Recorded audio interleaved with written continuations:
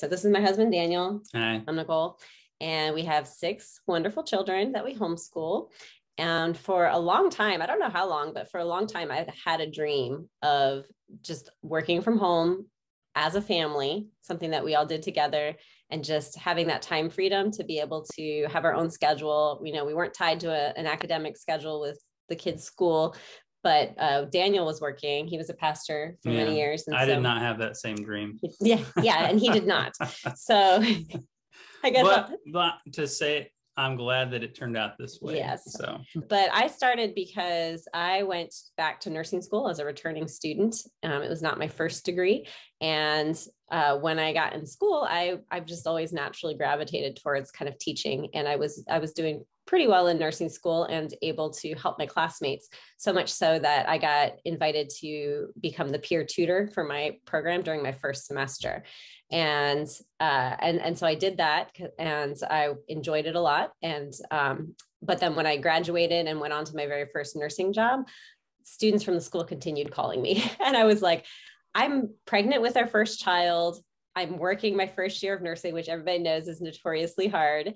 And isn't there anybody else that can help you? and there wasn't, as it turns out. And so I was looking around and I couldn't find anybody to refer them to. Even there was nobody offering the kind of help that they were looking for. And that told me there was a need for it. And so I started doing some tutoring on the side. I moved it online. I found I was doing the same thing over and over, helping students learn the same things over and over. And so I created a course. I did a live course and recorded it. And then later during my second pregnancy, recorded it and put it up for sale. And so I was just gradually building it in fits and spurts because I was not consistent.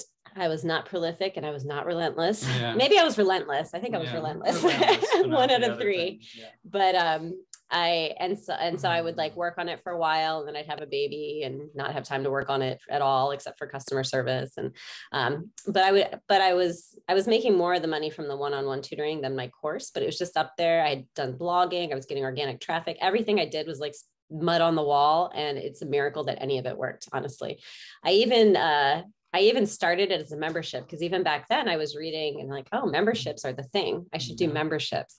And so Daniel helped me launch it as a membership. And we got like 5 or 6 people who signed up right away that I didn't know. And the second month I freaked out. Some of them even paid me for several months in advance. And the second month I freaked out. I was like, I can't deliver on this. It's too much pressure. And I canceled it and refunded them the money. And that was probably like 7 or 8 years ago. So I wish I would have had coaching back then, but I was doing it on my own, and I just let the fear get the best of me and wasn't willing to just kind of fail forward. But I kept my course selling online. I did one-on-one tutoring for several more years until I had too many kids to have the time to do that. And then I stopped doing the one-on-one tutoring. My course didn't sell that much. Like, it was sold maybe like 1 to 4 a month, depending on what the time of academic year it was. And it was enough to pay for the business, the cost of the website and things like that. But I wasn't making any money to supplement our family income. Many times I would get frustrated because I felt like I didn't have time. It wasn't going as fast as it was. I didn't know what to do. And Daniel would tell me, like, in a very loving way, he'd be like, look, if it's causing you this much frustration and stress, nursing isn't really your life anymore. Because I'd been a stay-at-home mom for many years. He's like, maybe you just let it go. Don't worry about it. And then of course, inside of me, I had this dream, and I'm like, this business has so much potential if I just know what to do with it and commit to it. And so whenever he would tell me that was just my cue to stop complaining out loud to him. And I'm a problem solver, okay? And so I would stop complaining and be like, nope, never mind. That's not going to solve the problem. And I would move on. And then it was not last year, the year before. So 2020, was it? I guess it was 2020 when we decided, Daniel was working at a nonprofit. No, it was last year. It was 2020. Yeah, 2020. Yeah, 2020. That wasn't last year, was it? No, it wasn't. Okay. Time gets away from us. But yeah, he was working for a nonprofit that we really loved and believed in, but nonprofits don't make a lot of money. And And it wasn't a position that he loved doing the work. He didn't like doing the work that he was doing. And so we kind of made a plan that we want it to be more intentional about working on the business and growing the business, and trying to position it in a way that would give us options so that he didn't have to feel like he had to stay at that job if he didn't want to. And so we just started gradually doing that in the few hours that we had. You know, we each week we would trade off the kids so that I could get to work on it. Yeah. And then a few months into that, his job offered him a generous opportunity to get a severance or to change his job role, but it was going to be even worse than what he was currently doing. So we were like, this is God, we've been praying for this. It was like a no-brainer decision to take the severance, use our savings that we had from selling our house the previous year, and just give it a go, like put all our eggs in that basket and try. I don't recommend that for everybody. I like to be clear with our story. So we're the weird people that quit our jobs first. And then we had about 9 months of savings to live off of. And also we swapped roles from her being this full-time parent and me working all the time to now I'm the full-time parent and she's working all the time. And let's just say it's been a rough road. It's been an adjustment. I still remember when we were getting ready to make this transition, I was giddy. I was giddy as a schoolgirl. I'm like, I finally get to live my dream. I finally get a chance to pursue this with as much energy as I want. And he was excited too. And I was just like, I'm kind of concerned for you because I got these kids one at a time being a stay-at-home mom. You're getting all 6 of them full-time right away. And I think he has found it a little harder than he anticipated. It's been an adjustment, but I think I'm figuring it out. He's finding his groove. Both of us have been. So we actually launched, I had been listening to Shane's podcast for about 2 years before we finally decided to make it a membership. And that's what we had been moving towards, a membership. We made the leap on the, in terms of making it a membership, just based on, I joined the Flip Lifestyle experience, or it wasn't the experience then, they've changed a little bit, but I had access to the blueprint, but I didn't have the coaching yet. And so just using the blueprint and what I had been listening to Shane for 2 years on the podcast, I launched the membership, got my first, probably like 10 to 20 members. I don't remember exactly. And then I was like, now what? What am I going to do next? And he was, I got an email about his next level up coaching program, the roundtable that Stephen was talking about. And which is kind of like, that was kind of like a beta program for what they offer now, for what a lot of you guys are in. And I saw it, I saw the price tag. And then I immediately was like, nope, we can't do this. That's ridiculous. Like, we can't afford that. This would take like 1 to 2 months chunk out of our savings, out of our timeline. Right. And so I just pushed it out and went on with my day. And then a couple of days later, I said, okay, this is the last chance. This is the last day, for you to sign up. And I was going to just, delete the email, but then I'm like, let me run it by Daniel sometimes. Cause I know I tend to be very conservative with our finances when sometimes I should take a risk, and he tends to be very risky when sometimes he should be conservative. So we balance each other out nicely most of the time. Yeah. And so I thought, let me just run this by him in case I'm just being too conservative. And so I brought him up. I told him what it was and how much it cost and what it would be. Somebody else's team. Up to this point, I personally had not been super involved in the business. Wasn't engaged in really any. I was just trying to figure out how to take care of my kids. And so this, I read the email and I just remember specifically, we were in this room and laying on the floor, just staring at the ceiling, like thinking through it and just realizing that this was our best chance. It's a big chunk of money, but if we don't take this coaching, chances are we're not going to make it in the time frame that we need to make it in, and I'm going to have to get a real job again, or she will, or I will. Yeah. And so I was like, all right, let's do it. I tend to be pretty quick to make decisions like that, but I was like, yep, let's do it. He's like, so I put in all the information and I made him press the submit button to charge our credit card. And then we got started on the coaching, and within before the end of coaching, which was 6 months, we had got up to 100 members. So, there was a lot of factors that went into that, but I do believe that we wouldn't have gotten there that quickly. We would have gotten there eventually, but I might have had to go get a job outside of the home in order to get there. And as it is, we've continued making it work and figuring things out. And Shane always says that once you get to 100 members, I remember him telling me that once you get to 100 members, things kind of shift in your membership business, because it's a different vibe when you're doing a few, versus now you're doing 100 or you're doing many. Yeah. And I think we've kind of we have definitely kind of hit that point over the last few months. So there's been a bit of a transition while we sort of figure out what that looks like for our business. And then there's also a lot to be said for the first year. You're just figuring out, how do you get members? Yeah. And then the second year you're figuring out, okay, now how do we keep them? So we're, that's where we're at right now. Yeah. So we're like working on retention and getting, that's kind of our next step, while also continuing to get new members. And we've only just hit like our first full year of membership. Yeah. So, we have 1 year of data sort of under our belt, and looking forward to the next year and the rhythms now that we have a little bit of an idea of what to expect. So one thing we discovered, and this was interesting. So in the first 6 months, we like rocketed up. We like hit 100 members in 6 months. It was really fun, really cool. The chart looks like this. Yeah, and then since we're a school-based niche, as soon as that was like November, and then December hit, and it was like, it really was. It literally was like, oh crap, we're losing everybody. We're not getting new members.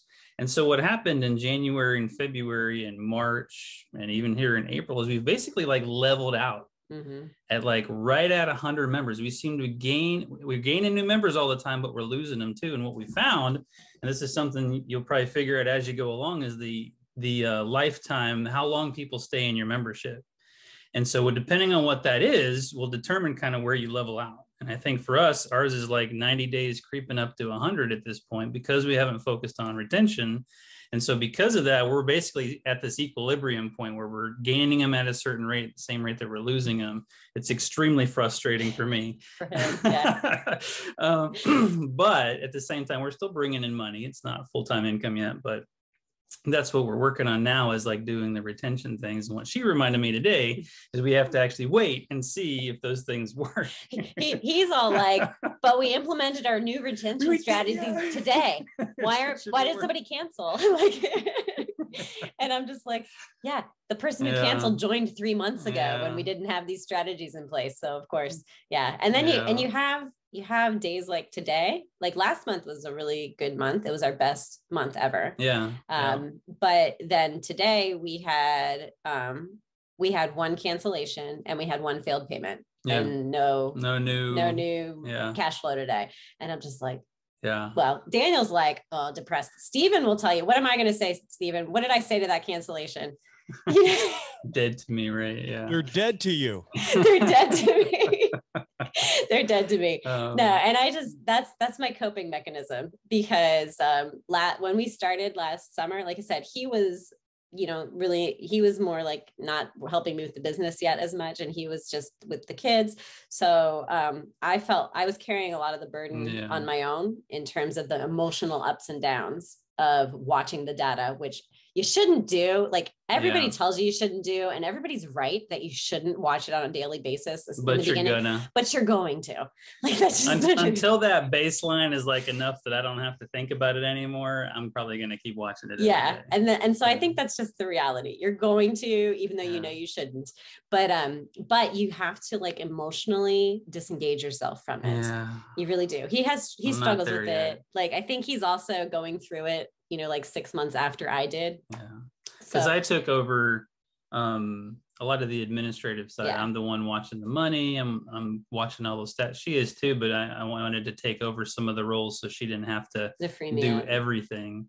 Because I'm very administrative, created a whole back end of it and such. But yeah, it is depressing watching the numbers. And the crazy thing is like, it's working. We're getting new members. We're doing well. We're growing. But it just doesn't, it feels like I want it to grow like this again. You know, like, we saw that happen. Like, can we do that again? And we're trying to figure out how to get there. So. Yeah. And honestly, I think we will over the summer and into the fall again, because it's the academic year, but we'll see. It's just a hypothesis. But yeah, I just, when I say they're dead to me, I don't mean like, I'm just, I still serve them until the end of their membership term. I still love them, but that's just my emotional way of like disengaging myself from the fact that they're not going to pay me again. It's okay. You're dead to me. We'll move on. We're just going to find a new member. It's fine. It's fine. Definitely in our particular niche, there is a definite endpoint in which they don't need our services anymore. But one thing we are trying to do, which we haven't implemented quite yet, is we have a new grad program that's going to be mentorship from a previous, an actual nurse who's like been there, done that, where they can like get mentoring, like maybe in that first year or so. We can't, I don't imagine we'll keep them like 10 years into their nursing, tenure, but if we can keep them for a year, maybe two after they graduate, that would probably be good for us. Yeah. I think it just depends on your niche. So like Shane always says that everybody is going to quit your membership eventually, either because they cancel or because they die.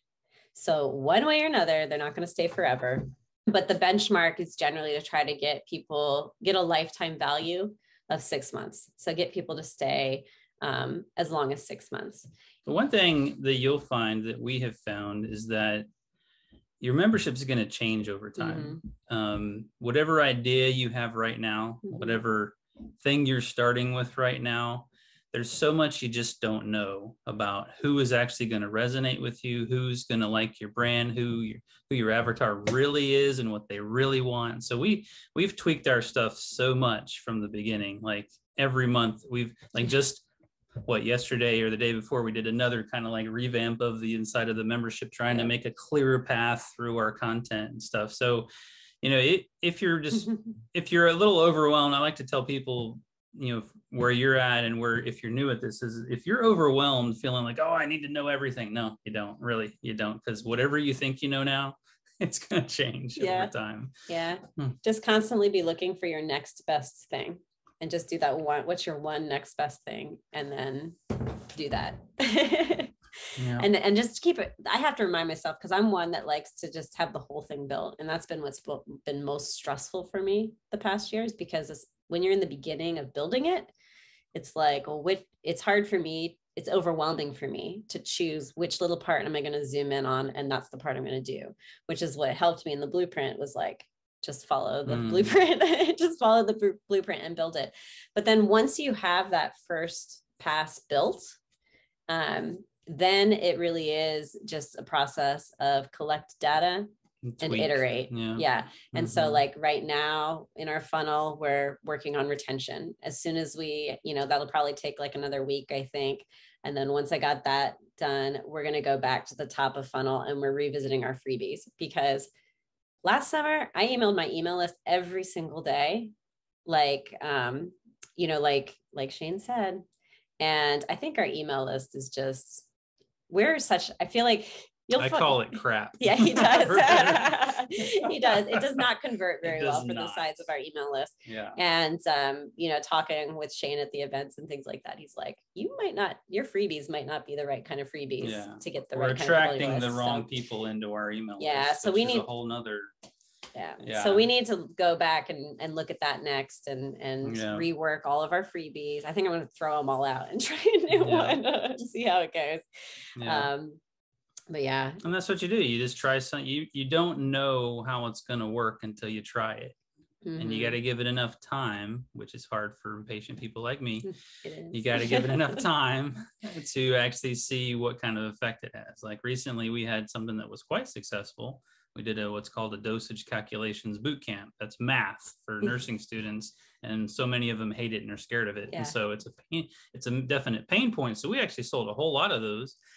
It converted somewhat into memberships, but not as much as I think we wanted to. And so we know at least one piece of that works. So we're going to use that some more, but we need to tweak the other parts to figure out how to give a higher. So it really is like, I can see how even Shane and Jocelyn, where they're at, they're still tweaking things.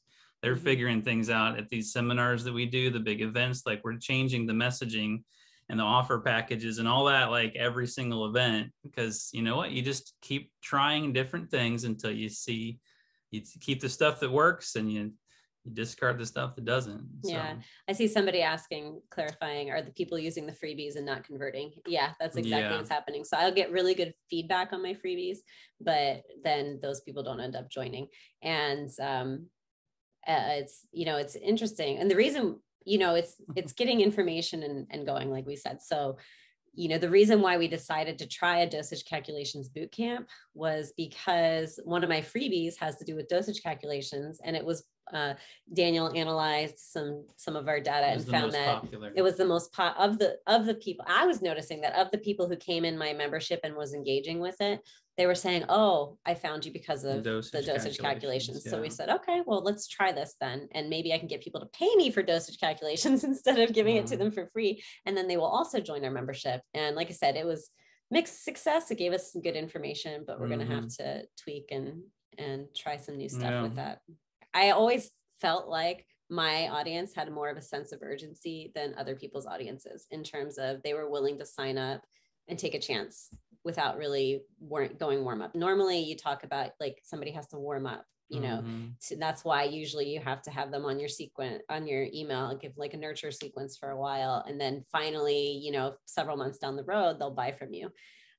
But we just happen to have that's just a unique characteristic of the audience that we work with, that the kind way of saying it, they have an internal sense of urgency because they are in nursing school and they're desperate. They really are desperate. And so when they are searching, they need something and they need something right now. And so they're willing to give it a shot. And then it's once they give it a shot, then it's up to me to prove to them that I can help them with the problem that they have. And I think for them too, it's, nursing students are low on time and they're low on money. So for the ones that engage with me, we get really good feedback and really good results, but it's trying to do a better job of onboarding them to get them to engage, to get them to come to the live events, to get them to ask their first question and things like that. So one of the things that we are doing, basically just trying to make it a lot more personal. Yeah. So for us, I'm really positioning this as a personal brand, because the other nursing student memberships out there, they're all content based. They're all video based. They're all like, learn more nursing information, and I'm one of the only ones out there that are more like, come ask me questions. I will help you. I'm a real person that you can ask questions to. She really specializes in teaching them how to study. Yes. In an effective way, as opposed to what to study. Yeah. How to think like a nurse is like the buzz phrase.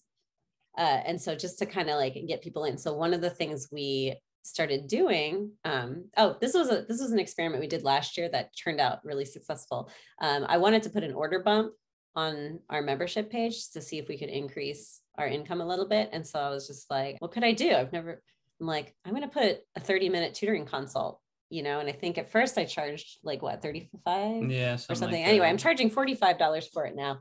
And that's, I said regular price is $75. I called it a tutoring consult, and I'm like, I'm just going to have them come on. I'm going to let them tell me about their situation. I'm going to make some recommendations that involve using the resources in the VIP tutoring membership to help them solve whatever their problem they're having. And it's worked really great. Really and great, yeah, it's worked really great. It's got us some extra income. It's like perfect for free onboarding. Podcasts. Yeah. Oh yeah. We're using, some of them were so great that I asked permission if we could use it as a podcast episode, and everyone loves listening to it on the podcast. And so it's like I'm getting paid to make some of my podcast episodes too, which is nice. And then, and so I've done enough of those now that I was, really seeing all the patterns of the types of questions I like to ask and the type of information, And so I created a form that basically asks these questions. I just made a Google form that goes through and asks a lot of the common questions that I'll ask to kind of assess where they're at. And I'm having my members all fill this out now so that I can go through it. And then I have a template in my Gmail that just says, hey, thanks for filling out the profile. Here's your, I went through it. Here's your recommendations to help you get to your nursing schools quicker. And I do and then I'm writing out little snippets for like all the different themes that I'm seeing for the recommendations that I give, because it's the same recommendations over and over. It's just slightly different angles. And as I'm writing them and developing them, I'm saving them so that I can cut and paste later on to make the process faster. And then I create a little Loom video, like a little 5 to 7 minute Loom video where I say, hey, let me talk you through your recommendations. And then I just basically explain a little bit about why I'm recommending each thing for them and where they can find it in the membership and so on. And so that's one of our big retention strategies that we're hoping is going to work. Francine was asking about Q&As. So we do a weekly, or she does a weekly live tutoring session, which is effectively like a Q&A. Once a week for like an hour. It's recorded and then posted, and then it's uploaded to a private podcast that we just started that's inside the membership. And then we just started like 2 weeks ago. Yeah, 2 weeks ago, a co-working, we call it virtual study hall. And I host that on Wednesday nights so that it's clear it's not a tutoring session because I'm not a tutor. But it's cool. I've actually had people come. I was wondering if people would come. We've had a handful of people come, but we've only done 2 weeks. And it's not like this where we have a speaker come in and share. It's literally like, hey, come and just do your homework while we sit here. Yeah. And so I'm like, why would someone want to do that? But apparently people do. So, well, we copied that idea off of Mike Nicoletti. If you guys have heard his story about the writers membership, we were like, oh, we could do that. So, yeah. And then, so the coaching calls are like the tutoring consults, which is, again, worked out really well. We're also adding those as like, for some of our offers, it'll be like, hey, sign up now, pay now, and get a free tutoring consult kind of thing. Instead of a free trial, you get a free tutoring consult, which again is basically like market research for us, as well as podcasts and things like that. So it's totally win-win.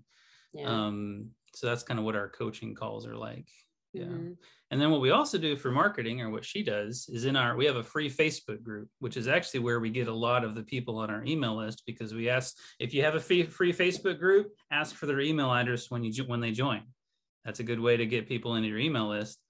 And so she does a live, a recorded, isn't it? Yeah. Well, it's a Facebook Live, but I record it in advance. There's ways to do that. Answering questions in the free Facebook group. Basically, it's marketing. So that's the idea. Yeah. I think right now besides just random people who show up on our website and we have no idea how they found us, our 2 best leads right now are our podcast, which I will tell you up front, it is not that big. Our podcast, I know it started less than a year ago, and we have about 200 estimated listeners. So it's not that big, but I have people telling me every week, I make sure to ask people when I can, how did you find us? And a lot of them say, oh, your podcast is great. I love it. I just found you on the podcast. So that's one of our big ones. The other biggest source, I think, of identifiable traffic is the free Facebook group. Like I just had somebody last week that I met with that I asked her how she found us. She said, I don't know. I think it was divine intervention, but I think it might have had something to do with, I was searching Facebook for Facebook groups. That's actually one tip. The best one of this tip was might have been worth the cost of coaching, was when it was name your Facebook group something stupid simple. Yeah. Clear, not clever. Yeah. Right? We were about to name our Facebook group Navigating Nursing School, which is what we ended up naming our podcast. Yeah. We were going to name the Facebook group Navigating Nursing School. Clever. Yeah. Cause he likes, Navigating Nursing School. And in coaching, they were like, no, name it Nursing Students in Nursing School. And I'm like, really? How boring. That doesn't even really make sense. But that's what people are searching for. And I'm like, when I thought about it, I'm like, that's what people are searching for. People are searching, when they want these support groups, they're like nursing student groups or nursing school help or like something like this. Those are the 2 search terms that they're using. And the biggest nursing school groups in this niche that I knew of, they all had some version of either nursing student or nursing school in it. And I'm like, that's brilliant to put both in at the same time. So, and it's paid off because we get people, finding it every day. So how many we got? Is it a public? It's like 1,800. So yeah. And we get new members every single day. Is it a public or private group? It's private. Yeah. We keep it private, not hidden, but we keep it private just so that people have to join in order to see the posts. Closed, I think is the. Yeah. I really can't say enough. I wasn't involved early on in this, but since we started doing like the events, that some of you guys came in on, like I have not met more authentic, genuine people who like than Shane and Jocelyn and just the rest of the team at Flip Lifestyle. Like it has just been phenomenal. And I used to work in the church, so I'm a former pastor, and the Life Surge people, the people that work those things, like I have just been blown away at just the true authenticity of Christian values, loving the Lord, and truly wanting to help people. And so you guys are in a great place. Let me tell you that. You are in a great place with great people who are going to treat you right. I just want to say thank you. I just love it. It's exactly what y'all said, right? The authenticity of this community. And I think I can speak for everybody when I say, I'm just so grateful that you give us the real story, right? It's not always shiny and successful all the time, right? No. It's a challenge. There's good days and bad days. And there's so much learning in this hour. Nicole and Daniel, thank you again. Yeah. It was good to see all of you. Yeah, it was good to see you guys.